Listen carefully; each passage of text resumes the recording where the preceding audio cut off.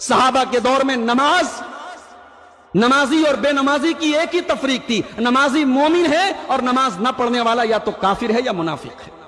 آج کتنے گھر ایسے ہیں جہاں کوئی اللہ کا نام لینے والا نہیں، کوئی ایک شخص فجر کی نماز میں حی علی الصلاۃ اور الصلاۃ خیر من النوم کہتے کہتے مؤذن کا گلا بیٹھ جاتا ہے، مگر کوئی ایک شخص بھی اٹھ کر کے فجر کی نماز میں آنے والا نہیں ہے۔ کتنی فیملیز ایسی ہیں، کتنے پریوار ایسے ہیں میرے بھائی۔ نماز کے لیے کمپٹیشن ہوا، لیکن آپ کبھی غور کیجئے کہ کیا ہمارا سماج آج اس موڑ پر پہنچ گیا کہ ہمیں نماز کی طرف لوگوں کو بلانے کے لیے انعامات رکھ کے ہمیں کمپٹیشن کرانا پڑ رہا ہے؟ نماز کوئی ایسی چیز تو نہیں تھی میرے بھائی صحابہ کے دور میں کہ جس کے لیے کمپٹیشن کرانا پڑے۔ وہاں مسلمانوں میں کوئی ایسا طبقہ نہیں تھا جو بے نمازی کا طبقہ۔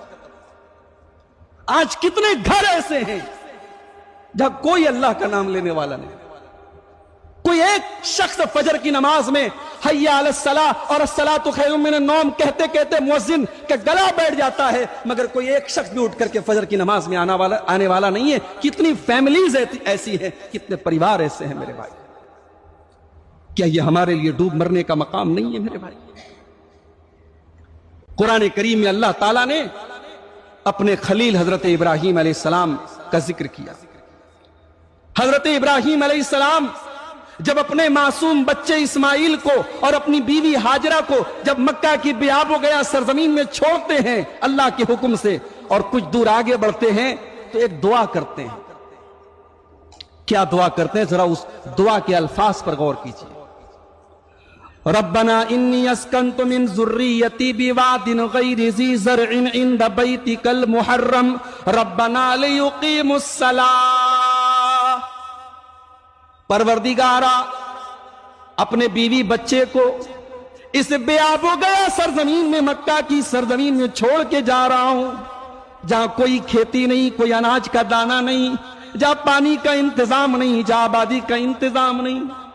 اے اللہ تیرے حکم پہ چھوڑ کے جا رہا ہوں، ربنا لیقیموا الصلاۃ۔ اے اللہ تو میری نسلوں کو، میری آنے والی نسلوں کو، میری اولاد کو، میری فیملی کو تو نماز قائم کرنے کی توفیق دینا۔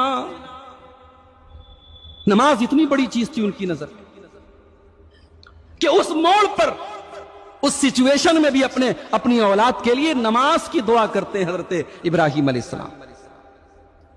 اس سے یہ بھی پتا چلا کہ کوئی نمازی ہے تو غرور نہ کرے، فخر نہ کرے کہ میں تو نمازی ہوں۔ تو نماز پڑھتا ہے تو یہ رب کی توفیق ہے، تجھے اللہ نے توفیق دی ہے، اور ہمیشہ اللہ سے دعا کرتے رہو کہ اللہ اس توفیق پر قائم رکھے۔ ابراہیم علیہ السلام نے یہ بھی دعا کی تھی، رب اجعلنی مقیم الصلاۃ ومن ذریتی، اے میرے پروردگار تو مجھے بھی نماز کو قائم کرنے والا بنا اور میری اولاد کو بھی نماز قائم کرنے والا بنا۔ اپنے لیے اور اپنی اولاد کے لیے دعا کیا کرو، نماز کا حکم دو، نماز کے لیے کوشش کرو، نماز کے لیے محنت کرو، اور پلس نماز کے لیے دعا بھی کرو کہ اللہ مجھے اور میرے بچوں کو نماز کا پابند بنا۔ یہ 20 بچے جو آج 45 دن لگاتار نماز جن بچوں نے پڑھی ہے، آج ان کے والدین کے سینے خوشی سے بھرے ہیں۔ اور شاید قرآن کریم کی وہ دعا جو اللہ نے اہل ایمان کی دعا کے الفاظ نقل کیے ہیں، آج شاید ان 20 بچوں کے ماں باپ کی آنکھوں میں وہی آنسو ہوں گے اور ان کے دل میں وہی دعا کے الفاظ ہوں گے جو جن جذبات کو اس دعا کے اندر پیش کیا گیا ہے۔ ربنا هب لنا من ازواجنا وذرياتنا قرۃ اعین، اے ہمارے پروردگار ہمارے بیوی بچوں کو اے اللہ تو ہماری آنکھوں کی ٹھنڈک بنا دے، وجعلنا للمتقین اماما، اور اے اللہ تو ہمیں متقیوں کا امام بنا دے۔ یہ دعا ہے، یہ ایمان والے دعا کرتے ہیں کہ اے اللہ ہمارے بچوں کو ہماری آنکھوں کی ٹھنڈک بنا دے۔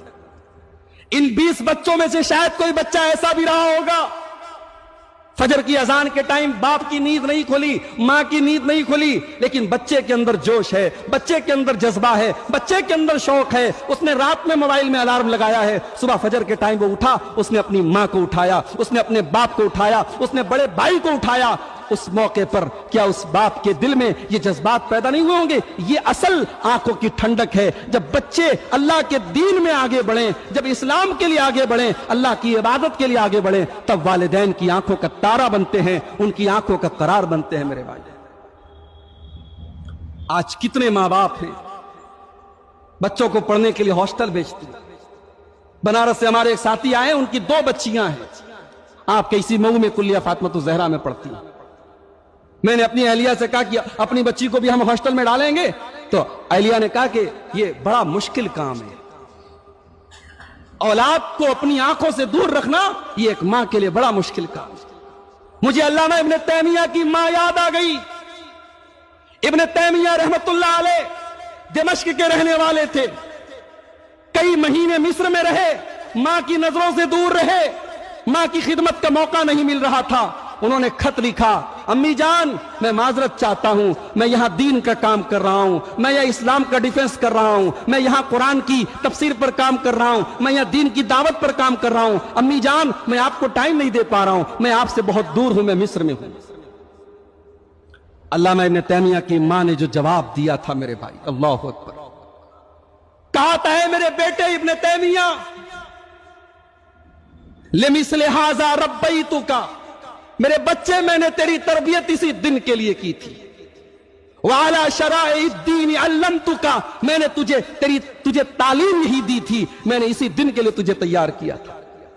میرے بچے تو میری نظروں سے دور ہے، مجھے کوئی تکلیف نہیں ہے، مجھے اس بات کا اطمینان ہے کہ میرا بچہ دین کی خدمت کر رہا ہے، اسلام کی خدمت کر رہا ہے، مسلمانوں کی خدمت کر رہا ہے۔ میرے بیٹے کل قیامت کے دن اللہ کی بارگاہ میں تیرا دامن، تو مجھ سے دور رہا، کتنے مہینے مجھ سے دور رہا، میں اس پر تیرا دامن نہیں پکڑوں گی، لیکن اگر تو نے اللہ کے دین کی خدمت میں کوئی کمی کی تو تیری ماں تیرا دامن، تیرا گریبان پکڑے گی، تیری ماں تجھ سے سوال کرے گی۔